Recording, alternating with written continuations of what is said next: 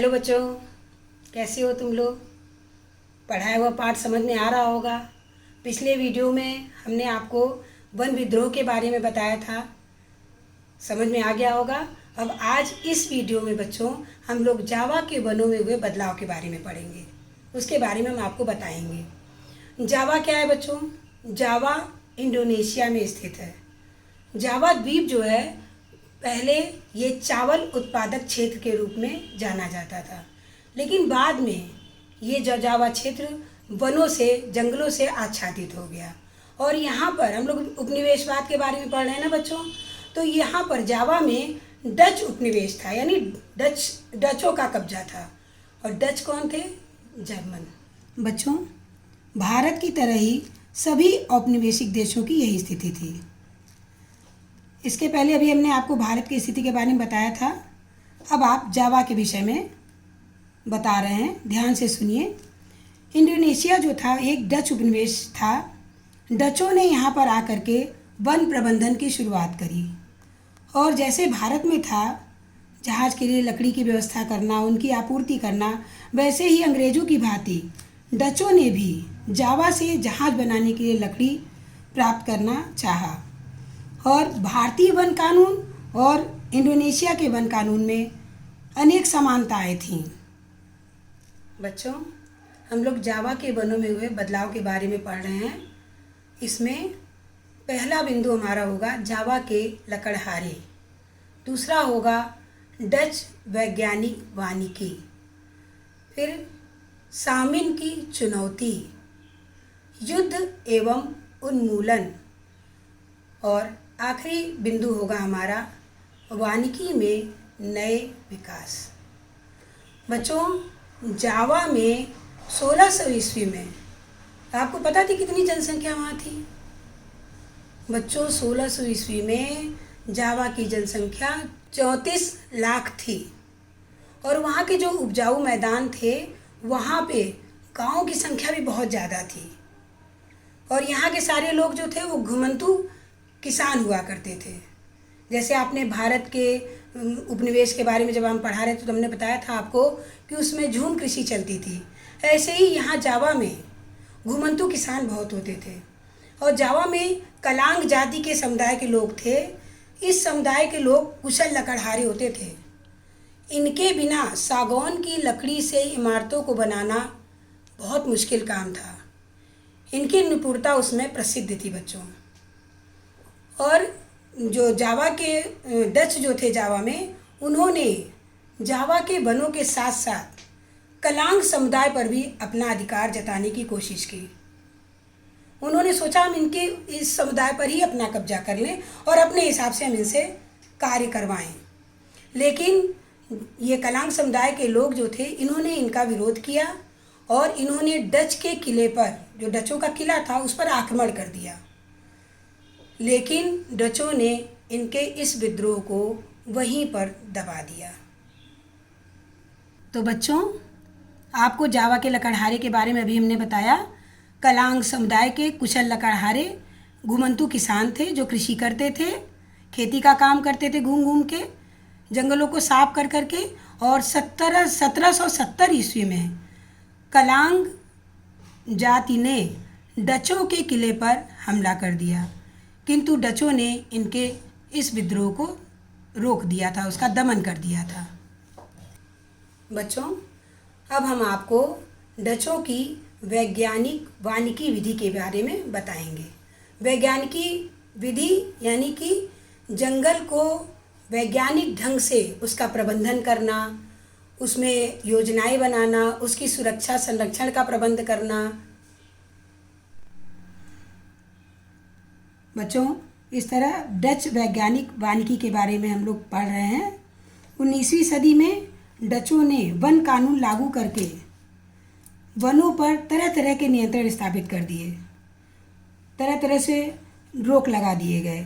और इनका उद्देश्य था कि केवल कुछ खास मौक़ों पर ही, जैसे नाव बनाना हो या घर बनाना हो, ऐसे खास मौक़ों पर ही लकड़ी काटने की इन्हें इजाज़त दी जा सकती थी। और वो भी जंगलों से कड़ी निगरानी में, कुछ विशेष जंगलों, कुछ जो चुने हुए जंगल थे उन्हीं से लकड़ी काटी जा सकती थी, हर जंगल से लकड़ी नहीं काटी जा सकती थी बच्चों। ग्रामीण जो गांव के लोग थे वो पशुओं को चराने के लिए या बिना परमिट लकड़ी ढोना हो, या जो वहाँ सड़क बनी हुई है जंगल के बीच में उस पर घोड़ा गाड़ी चलाना हो, या जानवरों पर चढ़कर आना जाना हो, तो इन सब कामों के लिए उन्हें दंडित किया जाने लगा। बच्चों एक और विशेष बात आपको बताएं कि 1882 ईस्वी में अकेले जावा से ही 28,000 स्लीपरों का निर्यात किया गया था, और इसमें लोगों की भी बहुत ज़रूरत थी, क्योंकि इतना बड़ा काम था तो इसमें लोगों से कार्य लेना ज़रूरी था। तो पेड़ काटना, लट्ठे ढोना, स्लीपरों को तैयार करना, इन सब के लिए इन जो आदिवासी वहाँ के लोग थे, जो स्थानीय लोग थे, उनकी मदद ली गई। और डचों ने सबसे पहले जंगलों में खेती की भूमि पर लगान लगा दिया, परंतु बाद में उन्होंने इस शर्त पे इसको मुक्त किया कि वो सामूहिक रूप से पेड़ काटने, लकड़ी ढोने के लिए मुफ्त में जानवर उपलब्ध कराएंगे। बच्चों आपको बता दें कि उस समय जो ये ढोने का काम होता था ये अधिकतर भैंसों के द्वारा करवाया जाता था, और ये जो भैंसों के द्वारा ये कार्य ढोने का कार्य जो कराया जाता था, इस व्यवस्था को बच्चों ब्लेंड डॉग डी इंस्टेन प्रणाली के नाम से जाना गया। बच्चों ये पढ़ने में आपके लिए कठिन होगा, हम इसको अलग से आपको बता दे रहे हैं, अलग अलग करके आपको समझा दे रहे हैं। ब्लेंड डॉग डी इंस्टेन प्रणाली।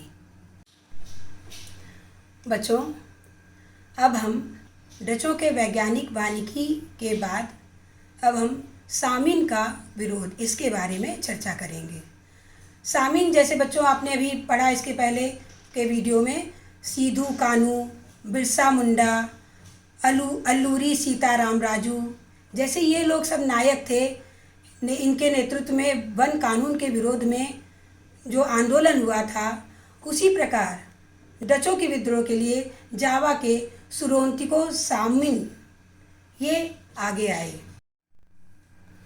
1890 के ईस्वी के आसपास सागौन के जंगलों में स्थित रांदु ब्लातुंग गांव के निवासी जो थे, वहाँ के उस गांव के रहने वाले सुरोंतिको सामिन ने जंगलों पर डचों के नियंत्रण के विरुद्ध आवाज़ उठाई। उन्होंने इसके विरुद्ध आंदोलन प्रारंभ कर दिया, और 1907 में लगभग 3000 परिवार इसके विचारों को मानने भी लग गए। डच जब भूमि के सर्वेक्षण के लिए आए तो कुछ साम्यवादियों ने भूमि पर लेटकर इस कानून का विरोध किया, वहीं दूसरों ने लगान या जुर्माना भरने से भी इनकार कर दिया, और किसी तरह का बेगार करने के लिए भी वे तैयार नहीं हुए। इसके बाद बच्चों आता है सामिन की चुनौती के बाद अगला बिंदु हमारा है युद्ध एवं वन उन्मूलन। प्रथम एवं द्वितीय विश्व युद्ध का वनों और उपनिवेशकों पर बहुत बड़ा प्रभाव पड़ा था। भारत में अंग्रेजों की आवश्यकताओं की पूर्ति के लिए वन विभाग द्वारा बहुत मात्रा में वृक्ष काटे गए बच्चों, और जापानियों के अधिकार में ये जंगल ना आवे, इसके लिए डचों ने एक नई नीति अपनाई। इस नीति का नाम क्या है बच्चों?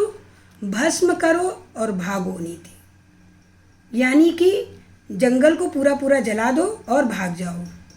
तो इस नीति के अंतर्गत जो डच थे उन्होंने सागौन के विशाल लट्ठों को, आरा मशीनों को, सबको जला दिया, जिससे ये जापानियों के हाथ न आने पाए। और बहुत से गांव इसी अवसर का लाभ उठा करके गांव वालों ने इसी अवसर का लाभ उठा करके जंगल में अपनी खेती का भी विस्तार कर दिया। बड़ी मात्रा में भूभाग पर उन्होंने अपना कब्जा भी कर लिया, और युद्ध के पश्चात इन जमीनों को वापस हासिल करना बहुत कठिन हो गया।